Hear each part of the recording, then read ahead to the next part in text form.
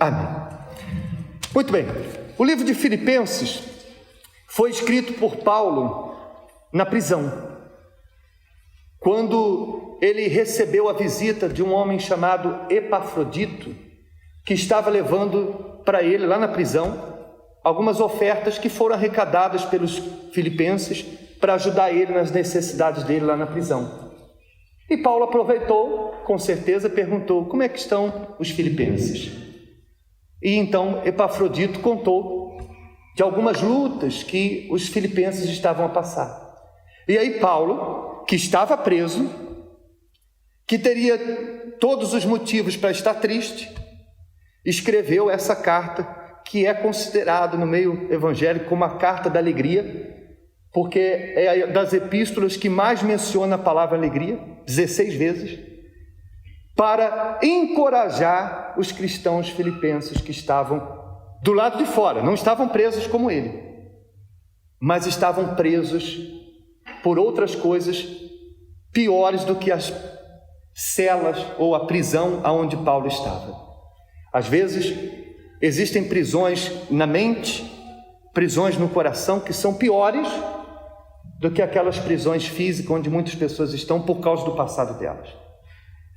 Então Paulo, escrevendo para os filipenses, ele revela nessa carta o que ele fazia para conseguir, mesmo em meio a tantas lutas, estar em paz, feliz e conseguir avançar, mesmo com todas as dificuldades que ele tinha. Ele comenta, você pode depois ler na sua casa, o livro de Filipenses tem só 4 capítulos, é bem pequeno, você pode ler o livro completo em casa. Você vai ver desde o início ele dizendo das lutas que ele vinha passando, e aí ele chega aqui no versículo 4, ele ainda diz assim, capítulo 3, versículo 4: ainda que também podia confiar na carne, se algum outro cuida que pode confiar na carne, ainda mais eu, circuncidado ao 8º dia da linhagem de Israel, da tribo de Benjamim, hebreu dos hebreus, segundo a lei fui fariseu, segundo o zelo, perseguidor da igreja, segundo a justiça que há na lei, irrepreensível. Mas o que para mim era ganho, reputei-o, ou seja, considerei-o perda por Cristo. E na verdade, tenho também por perda todas as coisas, pela excelência do conhecimento de Cristo Jesus, meu Senhor, pelo qual sofri a perda de todas estas coisas e as considero como escória, para que possa, o quê? Ganhar a Cristo. Então Paulo, ele começa dizendo, olha, eu fui um fariseu, perseguidor da igreja, em outras palavras, fiz muita gente sofrer, agora sou eu quem sofro as prisões por causa de Jesus, passei muitas coisas, fui muitas coisas, mas uma coisa eu faço, considero tudo que eu fui, tudo que eu fiz e tudo que me fizeram como escória, considero como perda por causa de Cristo. Você sabe, nós seres humanos temos a tendência de nos apegar às coisas, até conseguirmos alcançar outra melhor. Vamos dar alguns exemplos. Você, por exemplo, gosta lá de um telemóvelzinho, um telemóvel qualquer. Aquele telemóvel, você gosta dele, você já pegou o jeito dele, já sabe mexer, até você ganhar um quê? Um melhor. Aí aquele telemóvel que você gostava tanto, já não tem muita importância. Não é verdade? A mesma coisa é em outros aspectos. Você tinha lá um sapato que você gostava tanto, você já tinha o formato ali dos seus pés, até a sola ali onde você costuma arrastar já estava aparadinho, até você ganhar um tênis, um sapato mais confortável. Resumindo, a gente sempre vai desapegar de alguma coisa quando encontrarmos algo que melhor. Por exemplo, você sabe qual é a melhor forma de você tirar um osso da boca do cão? Não, outro osso não, ele não vai trocar. É você dar uma fatia de uma carne, você mostra a carne maravilhosa para ele, ele vai continuar com o osso? ele vai largar o osso para ficar com o quê? Porque a carne é melhor que o osso. Sabe por que tem gente que não larga o passado? Porque ainda não encontrou algo o quê? Melhor. Paulo disse, em outras palavras, eu era orgulhoso, eu era um fariseu, prendi muitos cristãos, também sofri muito, mas quando eu conheci Jesus, tudo isso não teve mais valor nenhum.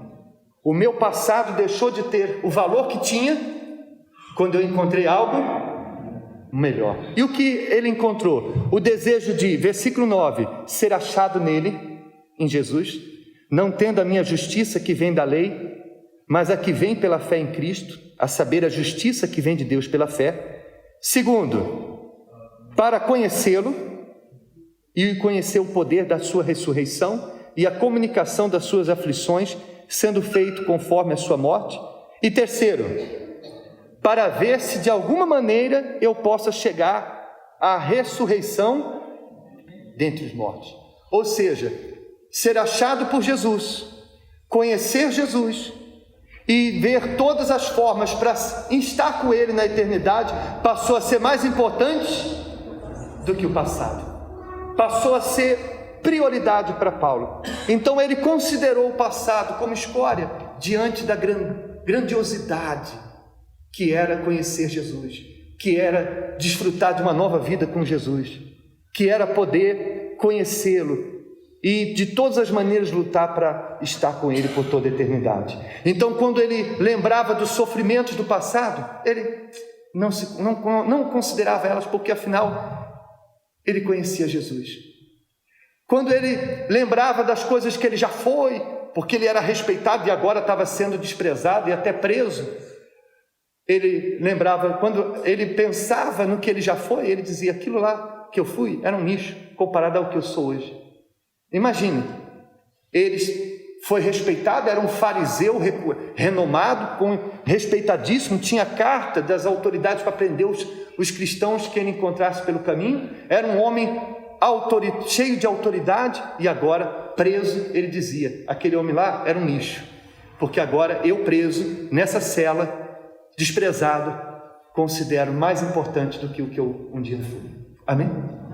E ele conclui dizendo, versículo 13, irmãos, quanto a mim, não julgo que o haja alcançado, mas uma coisa faço, e é que esquecendo-me das coisas que para trás ficam e avançando para as que diante de mim estão, prossigo para o alvo, pelo prêmio da soberana vocação de Deus em Cristo Jesus. Amém?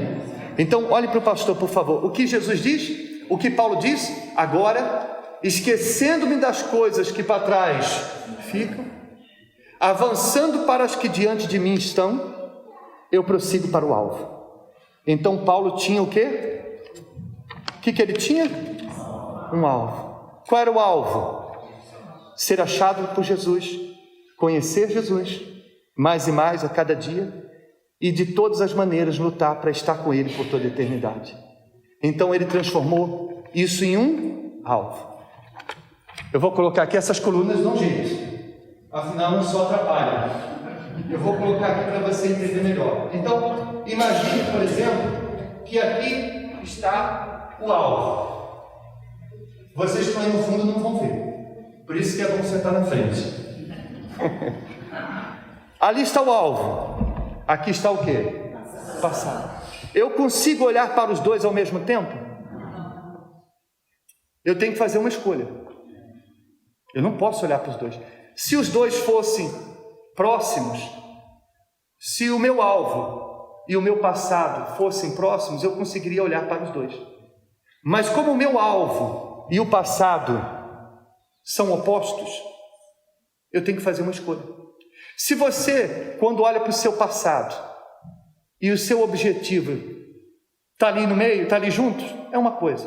Mas se você diz, eu não consigo alcançar o meu objetivo enquanto eu estiver olhando para o meu passado, eu não consigo andar para frente enquanto eu estiver olhando para trás. Então você tem que fazer uma escolha, porque não dá para olhar para as duas coisas ao mesmo tempo. Quando eu olho para o meu alvo, eu deixo de olhar para onde? Quando eu olho para o passado, eu esqueço o meu alvo. E o problema de muitas pessoas não conseguir esquecer o passado é porque ela ainda não tem um alvo. Eu vou dar alguns exemplos para facilitar. Vamos imaginar aquela pessoa que sofreu na vida amorosa. Teve várias decepções, ou teve uma grande decepção amorosa, uma traição que marcou ela completamente. E por causa desse passado, ela já não consegue mais acreditar em um próximo relacionamento, tem medo de se envolver novamente com outra pessoa, e aconteceu mesmo. Então ela não tem mais um alvo, ela não tem mais um objetivo de ser feliz novamente no amor. Então, porque ela não tem esse objetivo, ela só tem uma coisa para olhar: o passado.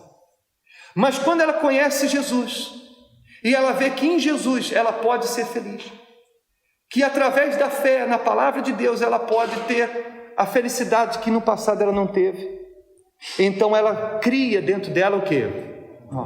Não, eu posso ser feliz com Jesus, porque Ele tem o poder para fazer com que eu conheça uma pessoa, não importa a minha idade. Ele tem o poder de colocar na minha vida uma pessoa da mesma fé, que vai me completar, que vai junto comigo, vamos servir a Deus. Então nasce o quê? Um alvo. Ela já não tem mais motivo para ficar olhando para onde? Para o passado. Agora vamos imaginar aquela pessoa na vida financeira, que perdeu tudo financeiramente. Era uma pessoa rica, era uma pessoa que tinha uma vida estável, um dia teve uma vida financeira próspera e por algum motivo perdeu tudo.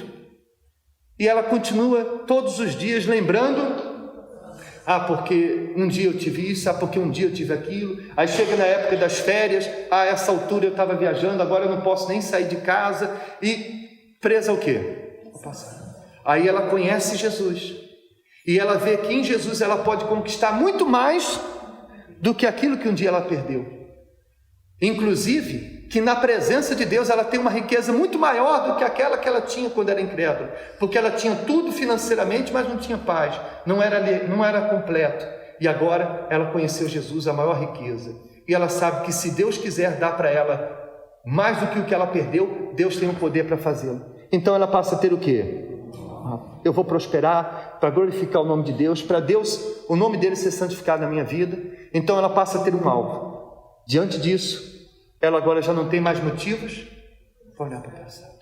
Amém? Na vida espiritual não é diferente. Por que muitas pessoas ainda não nasceram de novo? Por que muitas pessoas ainda não se tornaram uma nova criatura? Justamente porque ainda estão presas ao passado. Ainda tem prazer nas coisas do passado. Ela quer ter, ao mesmo tempo que ela quer ser uma nova criatura, ela também quer ter as mesmas atitudes, os mesmos hábitos do passado.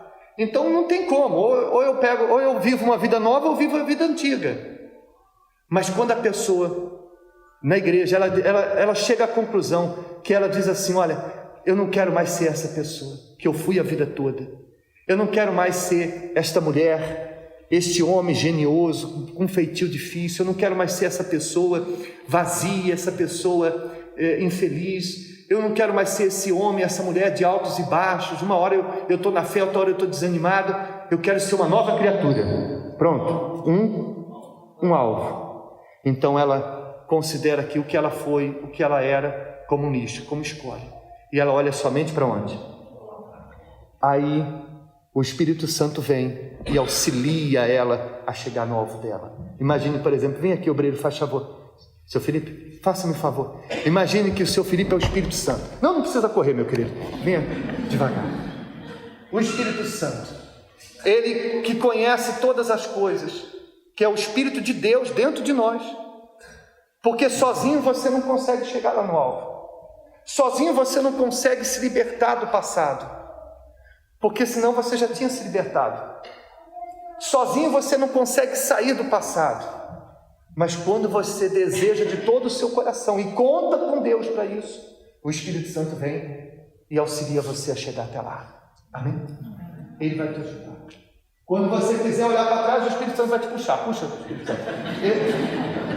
Amém? O Espírito Santo vai dizer assim: não vai falar não. Esquece, você já saiu de lá. Esquece isso.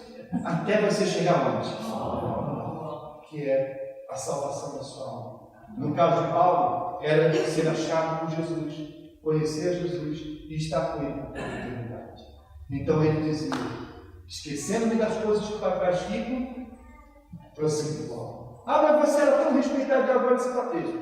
Não importa. Meu alvo é chegar até Jesus. Porque você era um perseguidor e agora se tornou um perseguido. Não interessa. Meu alvo é Jesus. O passado já não faz mais parte de mim. Aquele velho Paulo morreu e agora eu sou um novo Paulo com o objetivo de chegar ao reino dos céus. Por isso, obrigado, Deus. Pegue nas suas mãos aquele papelzinho, caso você trouxe, pegue nas suas mãos com o seu passado, que você possa ter escrito. Se você não trouxe, não tem problema. Encurve a sua cabeça, por favor. Feche os seus olhos.